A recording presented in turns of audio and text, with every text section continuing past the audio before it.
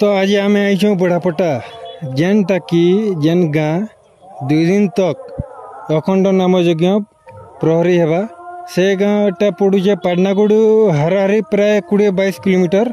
तो से गाँ ने आज मुई आईचे से गाँ के बहुत फेमस पार्टी माने आईछन। तो इने बहुत मंदिर भी अच्छे, बहुत फेमस जगह माने भी अच्छे। तो से जगह बाबद आम जानमा।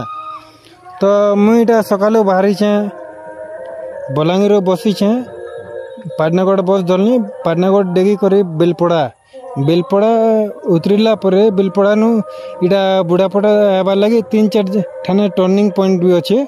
से ना माने भी मुई आपन के कहमी ये वीडियो ने आपन माने थिबे मोर संगे बेले से ना माने भी कहमी आपन के। तो सेटा जानी करी जदि जे आबार के चाहूची जे देखबार के चाहूची यात्रापाती भी इने बड़ बड़टा हेसी भल भल यात्रा माने हेसी। तो सेटा भी देखबार लगी जदि आपन